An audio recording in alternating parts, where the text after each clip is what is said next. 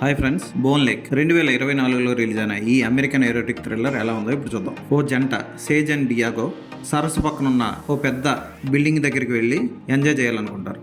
అయితే వాళ్ళు ఆ బిల్డింగ్లోకి వెళ్ళిన వెంటనే మరో జంట వచ్చి మేము కూడా ఈ బిల్డింగ్ బుక్ చేసుకున్నామని చెప్తారు. ఆ తర్వాత ఆ రెండు జంటలు ఆ బిల్డింగ్ని షేర్ చేసుకోవాల్సి వస్తుంది. ఆ తర్వాత ఏం జరిగింది? రెండవ జంట అయిన సిన్ విల్ శాన్ డియాగోని సెక్సువల్గా ఎలా మ్యానిపులేట్ చేద్దాం అనుకున్నారు.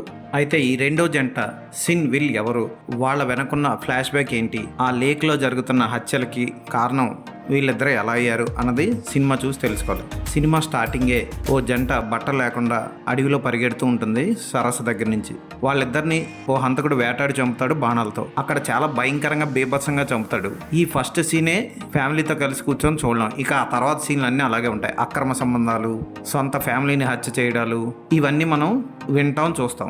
ఇక సేజ్ని డియాగోని ఆకట్టుకోవడం కోసం సిన్ విల్ చేసే పనులన్నీ చాలా బీభత్సంగా ఉంటాయి. మరీ టూ మచ్ ఎక్స్పోజింగ్ ఉండదు, అలాగని తక్కువ లేదు.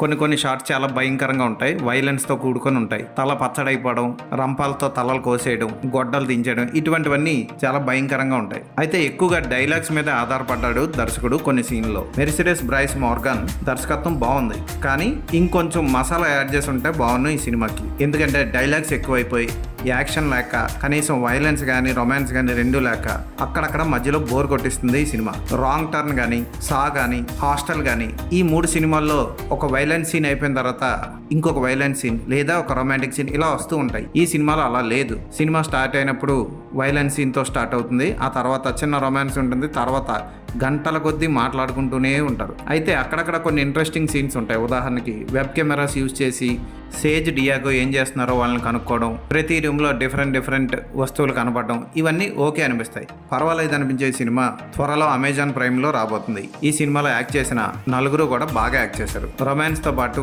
వైలెన్స్ కూడా బాగా పండించారు. విఎఫ్ఎక్స్ అదిరిపోతాయి, ఫోటోగ్రఫీ చాలా బాగుంటుంది, లొకేషన్స్ కూడా అద్భుతంగా ఉన్నాయి. ఆ పిక్చరైజ్ చేసిన లొకేషన్స్ అన్నీ కూడా చాలా బాగున్నాయి. ప్రస్తుతానికి ఇంగ్లీష్లో ఉంది ఈ సినిమా. ఈ సినిమాకి నేను ఇచ్చే రేటింగ్ 3.5/5. ఈ సినిమాని పిల్లలతో, ఫ్యామిలీతో కలిసి చూడకండి.